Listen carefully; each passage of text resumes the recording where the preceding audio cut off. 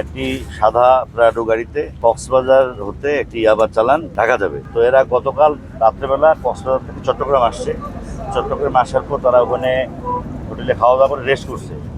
Rest করার পরে ওরা ভোরবেলা রওনা করছে। তো রওনা করলে আমাদের তো তথ্য, আমাদের গোয়েন্দা, আমাদের কার্যক্রম চলমান ছিল। এরপরে আমরা আমাদের এই যে জাগরজুলি, যে কৃষ্ণনগর এই জায়গাটার নাম, এখানে আমাদের টিম আটক করার পর দুপুর আনুমানিক 12টা বা 12:15টার সময় আটক করার পর আমাদের টিম আটক করার পর আমাকে খবর দেয়, আপনাদেরকে খবর দেয়।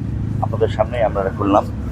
এখানে মোট 30টি প্যাকেটে, এক একটা প্যাকেটে 10,000 করে, মোট 3 লাখ পিস ইয়াবা ছিল, যেটার বাজার মূল্য আনুমানিক 15 কোটি টাকা।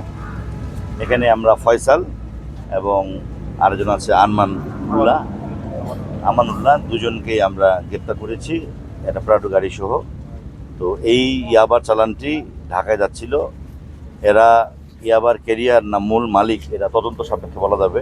ইয়াবার চালান এবং মাদকের বিরুদ্ধে যে আমাদের অভিযান এবং র্যালি সমাবেশ আমরা শুরু করেছি, তারই ধারাবাহিকতায় আমরা বড় চালানগুলি ধরার চেষ্টা করতেছি। ছোটোগুলো তো আমরা অভিযান শুরু করেছি এবং আপনারা ইতিমধ্যে রেজাল্ট টের পাবেন। তো আজকে কুমিল্লায় ইতিপূর্বে 1,60,000 পিস আবদ্ধ ছিল, আজকে কিন্তু 3 লাখ পিস, এটা আরেকটি বড় চালান। আমরা এখানে যে দুজন গ্রেপ্তার করেছি, এদের মাধ্যমে আমরা এটার মূল যে রুট সেটা খুঁজে পেতে চেষ্টা করব। আপনাদের কাছে আপাতত এই 3 লাখ পিস ইয়াবা উদ্ধারের তথ্যটি আপনাদের সামনে আমরা, যে লকারে যে একটা ব্রিফকেসে বড় ব্যাগে ছিল লাগেজে, সেই লাগেজটি লক ছিল, লকটি আমরা ওদের সামনে ওদেরকে দিয়ে ভেঙে ফেলছি।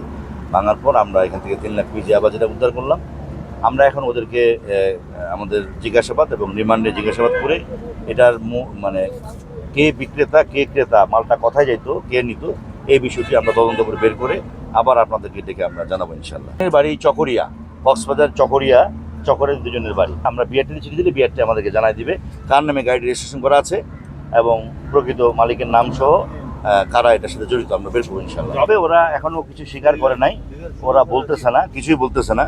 তো আপনারা জানেন যে আমাদের তো জিজ্ঞাসাবাদ একটু কৌশল আছে।